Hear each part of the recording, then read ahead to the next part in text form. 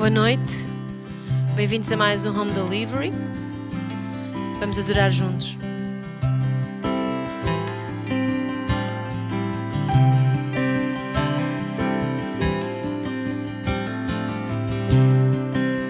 Se ferido e quebrado tu estás, se o pecado te deixa incapaz, Jesus te chama. Se não tens mais forças para lutar e no fundo desejas mudar, Jesus te chama.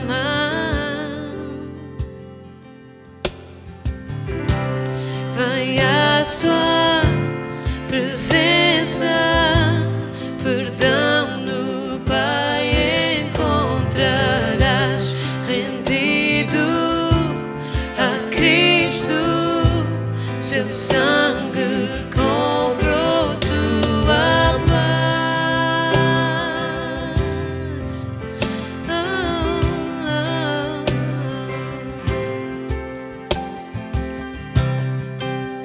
O que passou ficou para trás, já não há mais razão para esperar, Jesus te chama. Nova vida nele encontrarás, gozo eterno ele te dará, Jesus te chama. Vem à sua presença, perdão no Pai encontrarás, rendido a Cristo, seu sangue comprou tua paz. Vem à sua presença, perdão no Pai encontrarás, rendido a Cristo, seu sangue comprou tua paz.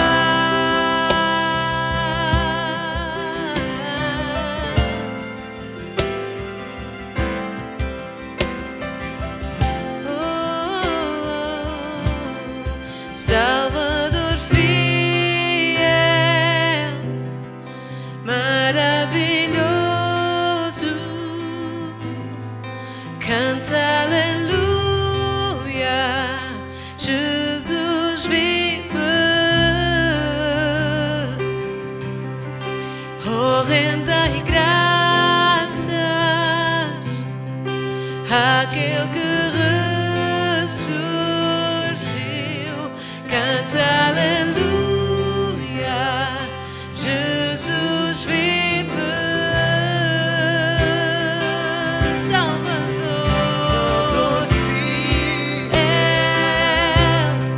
maravilhoso, canta aleluia, Jesus vive. Oh, rendai graças àquele que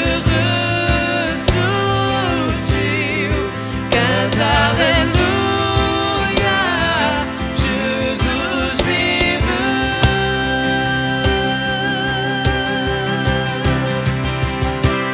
Vem à sua presença, perdão no Pai encontrarás, rendido a Cristo, seu sangue comprou tua paz. Vem à sua presença, perdão no Pai encontrarás, rendido a Cristo, seu sangue comprou tua paz. Seu sangue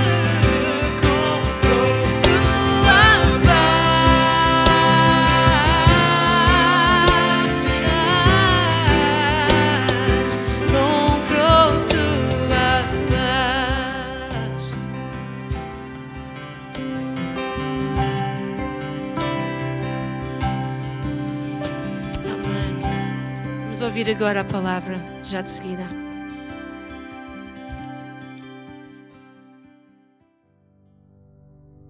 Olá, muito boa noite, muito agradecido e agradeço a oportunidade, agradeço ao ministério, ao pastor Nuno, ao pastor André Simões, por poder estar trazendo essa palavra hoje à noite no Home Delivery, essa ferramenta maravilhosa que a igreja tem colocado à disposição de todos para que possam estudar um pouco mais da palavra, entender um pouco mais da palavra, que ao cabo vem trazer um pouco mais de conhecimento sobre Deus, sobre quem Ele é e nos trazer um pouco mais próximos dele.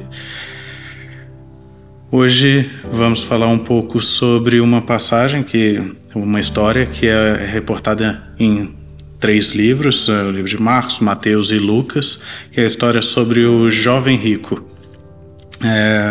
Vou ler a passagem que tem em Marcos 10, 17 a 31, que diz o seguinte: Quando Jesus ia saindo, um homem correu em sua direção e se pôs de joelhos diante dele e lhe perguntou: Bom mestre, o que farei para herdar a vida eterna? E respondeu-lhe Jesus: Por que você me chama bom? Ninguém é bom a não ser um, que é Deus. Você conhece os mandamentos: não matarás, não adulterarás, não furtarás, não darás falso testemunho, não enganarás ninguém, honra teu pai e tua mãe. E ele declarou: Mestre, e a tudo isso eu tenho obedecido desde a minha adolescência. No verso 21, Jesus olha para ele com amor. Algumas versões dizem que Jesus olhou para ele e o amou e diz: Falta uma coisa a você. Vá, venda tudo que você possui e dê o dinheiro aos pobres, e você terá um tesouro no céu. Depois venha e siga-me. Diante disso, ele, o jovem rico, ficou abatido e afastou-se triste, porque ele tinha muitas riquezas. Então, nessa passagem, a gente vê a história de um jovem rico que dizia obedecer os mandamentos, ele dizia fazer as coisas da forma correta. Ele foi até Jesus para perguntar o que era necessário ainda para alcançar a salvação. E então, nesse momento em que ele chega até Jesus, ele reconhece a autoridade de Jesus, faz essa pergunta, recebe uma resposta em amor, ele teve a oportunidade de mudar a vida dele. Mas por ter um apego muito grande às suas posses, ele não seguiu o mestre. E por que Jesus disse para o jovem rico vender as coisas e doar tudo que tinha? Aqui o problema não é a questão do dinheiro, como algumas pessoas até dizem. O dinheiro não é problema, o problema é o amor ao dinheiro. Porque alguns têm dinheiro, mas não têm amor ao dinheiro. Outros não têm dinheiro algum e têm um grande amor ao dinheiro. Como no caso de uma pessoa que não tem grandes posses, não tem muito dinheiro, mas trabalha tanto para obter posses, obter bens, obter o dinheiro, que acabam não tendo tempo para Deus, não tendo tempo para estar seguindo a caminhada com Cristo. E um exemplo de pessoas ricas que amam o dinheiro é o caso desse jovem rico. Então, pessoas que se vangloriam das suas posses e colocam nelas a sua esperança. Quando eu me reformar, eu tenho a vida garantida, eu tenho meu sustento garantido porque eu tenho muitos imóveis, eu tenho muitas coisas. A pessoa coloca toda a sua esperança do seu presente, do seu futuro, no que tem, nas pessoas, né? Se acontecer alguma coisa, eu tenho uma família que vai me suportar. E nós devemos sempre estar colocando a nossa esperança, nossa confiança em Jesus. E temos que reconhecer os nossos bens como ferramentas e usar elas conforme a direção de Deus, conforme os princípios de amor que Deus nos colocou. Tem uma passagem em 1 Timóteo 6, de 17 a 19, que fala muito bem sobre isso, que diz assim: Ordene aos que são ricos no presente mundo que não sejam arrogantes, nem ponham sua esperança nem certeza da riqueza, mas em Deus, que de tudo nos provê ricamente para a nossa satisfação. Ordene-lhes que pratiquem o bem, sejam ricos em boas obras, generosos e prontos para repartir. Dessa forma, eles acumularão um tesouro para si mesmos, um firme fundamento para a era que há de vir, e assim alcançarão a verdadeira vida. Então, se temos personagens bíblicos que foram muitíssimo ricos e alcançaram a salvação, se temos conselhos na Bíblia para quem tem posses para usar essas posses, usar esse dinheiro de uma forma que glorifique a Deus, o problema é que realmente não é o dinheiro, é o amor ao dinheiro. É como que a pessoa usa aquilo no dia a dia, como é que usa aquilo para glória de Deus ou para sua própria satisfação. E o problema que Jesus identificou nesse homem foi um amor ao dinheiro. Jesus conhece os nossos pensamentos, ele conhece o nosso interior. E com esse jovem não foi diferente. Quando Jesus pediu isso para ele, que ele vendesse os bens e desse aos pobres, antes de segui-lo, Jesus já conhecia a prioridade no coração desse jovem. Jesus já sabia que a prioridade dele não era seguir a Jesus e alcançar a eternidade. Tanto que ele saiu triste e não fez o que Jesus tinha ordenado. E aqui a gente fala sobre o dinheiro, mas qualquer coisa que tome o espaço de Deus é um problema, e é um problema que tem que ser identificado. Temos alguns exemplos como status, carreira, relacionamentos, principalmente relacionamentos que não são aprovados por Deus, família e até a própria vida.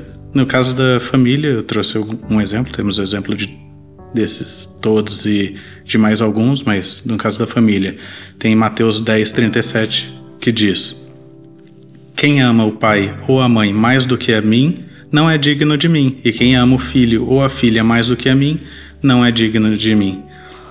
E no caso da própria vida, temos uma passagem em Marcos 8, de 35 a 37, que diz o seguinte: porque qualquer que quiser salvar a sua vida, perdê-la-á. Mas qualquer que perder a sua vida por amor a mim e do Evangelho, esse a salvará. Pois que aproveitaria o homem ganhar todo o mundo e perder a sua alma? Ou que daria o homem pelo resgate da sua alma? Isso são alguns exemplos, e trazendo um pouco para o nosso cotidiano, para os nossos dias, seria como alguém dizer: eu não faço nada demais, eu venho à igreja aos domingos, eu dou o dízimo, faço algumas orações, eventualmente eu leio a Bíblia. E achar que isso é uma forma de ganhar salvação. A salvação e a caminhada com Cristo não é uma receita de bolo que a gente segue aquelas instruções e por conta do nosso esforço a gente vai chegar à salvação. Seguir a Cristo não é seguir os mandamentos e seguir essa receita de bolo. E essa passagem deixa isso bem claro. Não podemos viver uma vida alheia aos propósitos de Deus, como qualquer pessoa nesse mundo, com uma pitadinha de religiosidade, com uma pitada de bons princípios, e pensar que aquilo vai fazer com que eu alcance a vida eterna. Não pode ser assim. A caminhada com Cristo, ela exige uma análise, uma autoanálise de acordo com o que Cristo, que vive dentro de nós, nos traz constantemente, e avaliar onde nós estamos, o que estamos a fazer, e corrigir a direção quando for preciso para continuar a seguir a rota certa. E como numa viagem de carro, estamos a viajar de carro com o GPS ligado. Saímos um pouco da rota, o GPS vai apontar o caminho, nós temos que voltar o carro para o caminho certo para chegar no lugar certo, porque senão chegamos em qualquer lugar, menos no destino que a gente almeja. Trouxe 3 pontos simples e rápidos para falar sobre essa mudança que é necessária muitas vezes na nossa caminhada com Cristo, E o primeiro ponto é: a mudança começa em nós. Lá no verso 21 diz o seguinte: vá, venda tudo que você possui e dê o dinheiro aos pobres, e você terá um tesouro no céu. Depois venha e siga-me. A história aqui está apresentando, um homem que ele dizia, pelo menos, ter o desejo de alcançar a vida eterna, já obedecia os mandamentos, mas faltava aquela coisa, uma coisa, como Jesus disse. Era necessária uma mudança que tinha que ser feita por ele. Esse versículo 21 me lembra muito que Jesus disse em Marcos 8:34, que fala assim: então ele chamou a multidão e os discípulos e disse: se alguém quiser acompanhar-me, negue-se a si mesmo, tome a sua cruz e siga-me. Então, nesses versículos e alguns outros, Jesus mostra pra gente que a renúncia faz parte do processo, faz parte da caminhada. A gente precisa tomar decisões, muitas vezes difíceis, e nos posicionar para seguir a Cristo, assumindo que o conselho dado por Jesus deve ser seguido e vai ser a melhor escolha na nossa vida. Ele também mostra que a gente tem que sempre estar a mudar para o acompanhar. Nesses 2 versículos que eu acabei de mencionar, eles falam sobre a mudança antes de seguir a Jesus. E o segundo ponto é: mudar demanda ação. Não adianta também a gente querer a mudança, querer seguir a Cristo, Cristo indicar o que tem que ser feito e a gente não fazer. É a mesma coisa do jovem rico. Demanda uma ação. Para seguir o propósito de Deus, a gente precisa lidar com os incômodos e desconfortos que essa mudança nos traz. Toda mudança nos tira do marasmo, do nosso dia a dia cotidiano, em que a gente está tranquilo. Para ganhar a vida eterna, nesse caso do jovem rico, ele tinha que abandonar o quê? Uma riqueza temporária. No caso dos apóstolos, para viver essa mudança proposta por Jesus, eles tiveram que abrir mão de muitas coisas, tiveram que abrir mão basicamente da vida que eles tinham, dos relacionamentos, das posses, de tudo. Muitas vezes nós nos acomodamos e ficamos ali não querendo mudar, mas a mudança é essencial para o nosso crescimento, é essencial para a caminhada com Cristo. Não adianta só a gente reconhecer a necessidade de mudança e a gente não se dispor para essa mudança. E essa ação não é no próximo domingo, na próxima segunda-feira, no próximo ano. É imediata, tem que ser imediata. A gente tem que ter esse sentido de urgência colocado por Deus em nós. Temos que tomar uma atitude sempre que é passada para nós por Deus. Temos que tomar uma atitude naquele momento, não é deixar para depois. E o terceiro ponto: mudar exige disciplina. Não adianta querer mudar, identificar a mudança, até começar a fazer alguma coisa, mas não conseguir implementar realmente uma mudança. Então, temos que ser intencionais a implementar as mudanças necessárias no nosso dia a dia. Para que a gente tenha um amanhã melhor, a gente precisa mudar o quê? A nossa rotina hoje. Para a gente colher amanhã, a gente precisa plantar hoje. A gente não pode adiar a plantação, porque senão a gente só vai colher muito depois, ou então vai acabar por não plantar. Isso é um perigo muito grave. Tem uma citação, uma frase do nosso pastor Nuno Ornelas que eu achei muito importante e relevante para esse estudo, que ele disse: o teu futuro está escondido na tua rotina diária. Quer dizer, nossa rotina diária vai ditar o nosso futuro. Então isso é de se considerar, porque temos que mudar a nossa rotina diária caso a gente queira que o nosso futuro seja diferente. Que nós sejamos intencionais em estabelecer rotinas e que elas sejam alinhadas à mudança que Deus coloque no nosso coração. Queria trazer a reflexão algumas questões que os irmãos, assim como eu tenho refletido em cima delas quando comecei a escrever esse estudo, e queria convidá-los a fazer essas reflexões. O que Deus tem pedido para ti? Deus tem pedido alguma mudança, alguma coisa que tenha que ser alterada na sua vida? Algo que esteja a ocupar o lugar de Deus na tua vida, que você precisa abandonar para estar mais próximo de Deus? Tem alguma coisa ocupando o lugar de Deus na sua vida, no seu dia a dia, no seu convívio, na sua experiência com Deus? Em termos práticos, o que está tomando seu tempo? O que exige a tua dedicação e atenção diária? No seu dia a dia, o que está consumindo o teu tempo? São coisas relacionadas ao reino de Deus, ao eterno? Ou são coisas do dia a dia e estás a viver alheio aos propósitos de Deus? E onde está firmada a tua fé e confiança? Nossa fé e confiança tem que estar firmadas em Deus, não em relacionamentos, pessoas, bens, coisas, religião, igreja.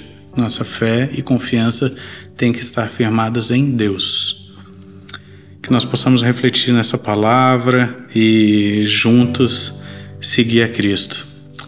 Agradeço novamente a oportunidade de estar trazendo essa palavra e que possamos realmente olhar para Cristo, olhar para dentro de nós mesmos e seguir a caminhada com Ele. Que o Senhor Jesus vos abençoe. Que tempo abençoado nós tivemos em mais um Home Delivery. Nós agora temos a oportunidade também de deixar a nossa oferta. Os detalhes vão estar aqui em rodapé. Por isso vamos ser generosos e que Deus ricamente vos abençoe.